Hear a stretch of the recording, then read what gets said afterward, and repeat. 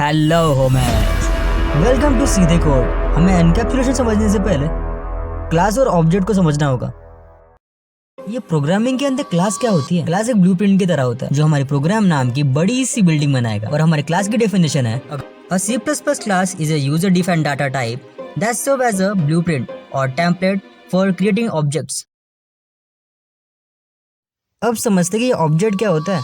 हमारा ऑब्जेक्ट सलमान भाई की बॉडी की तरह, रियल लाइफ एंटिटी की तरह। बट हमें ऑब्जेक्ट क्रिएट करने से पहले हमें ऑब्जेक्ट की क्लास बनानी होती है। और उस ऑब्जेक्ट के अंदर जितनी नॉलेज भरोगे उतना आपका ऑब्जेक्ट, मतलब हमारे सलमान भाई, उतना ज्यादा चलेंगे। और ये है हमारी definition. In object oriented programming, classes and basic concepts represent real world and concept entities.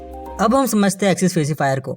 Specifier में कंफ्यूजन हो रहा है। एक्सेस स्पेसिफायर के अंदर ये 3 कॉन्सेप्ट होते हैं, पब्लिक, प्राइवेट और प्रोटेक्टेड। पब्लिक प्रोड्यूस की एंटिटी की तरह होता है, आपकी सारी बातें लीक कर देगा। और प्राइवेट आपकी दोस्त की तरह जो आपकी बातें कभी लीक नहीं करता। प्रोटेक्टेड हमारे सलमान भाई की तरह बॉडीगार्ड।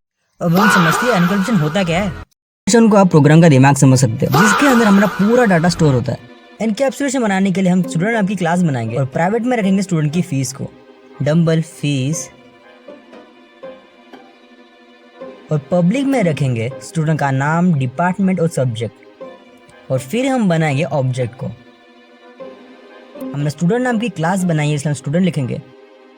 फिर हम लिखेंगे s1.name और उसके अंदर स्ट्रिंग लिख के करके तनुज लिख देंगे। फिर हम लिखेंगे हमारा डिपार्टमेंट और कीवर्ड का यूज करके हम प्रिंट करेंगे हमारे नाम को। अब रन करते हैं। अब हम प्राइवेट को एक्सेस करना सीखेंगे गेटर सेटर फंक्शन की मदद से। सेटर फंक्शन के अंदर हम if else का यूज करके कंडीशन अप्लाई करेंगे। हमने सेट फंक्शन के अंदर डम्बल f इसलिए लिखा क्योंकि हमें प्राइवेट से फीस को एक्सेस करना है। अब हम if फंक्शन के अंदर कंडीशन डालेंगे, हमारी फीस का जो नंबर है वो बड़ा होना चाहिए 0 से।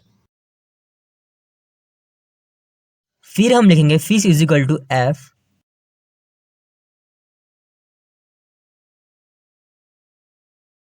अभी हम एल्स के अंदर लिखेंगे सी आउट के अंदर इनवैलिड फीस, क्योंकि अगर किसी बंदे ने अगर फीस 0 लिखी है या कुछ और लिखी है तो आ जाएगा उसमें।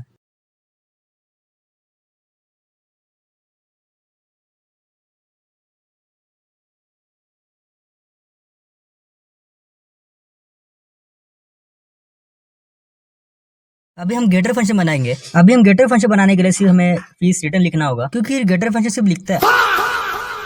अभी हम ऑब्जेक्ट बनाएंगे।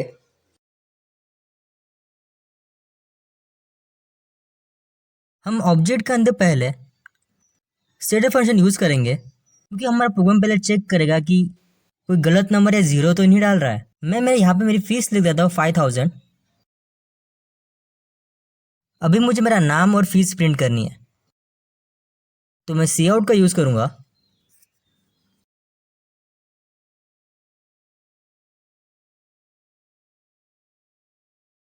बट मैं सी आउट के अंदर फीस प्रिंट कराने के लिए मैं सेटर फंक्शन यूज नहीं करूंगा, मैं यूज करूंगा गेटर फंक्शन, क्योंकि मुझे मेरी फीस को रिटर्न करवाना है।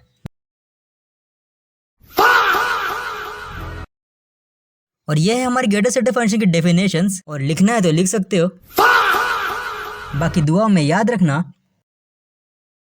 जय बाबा की।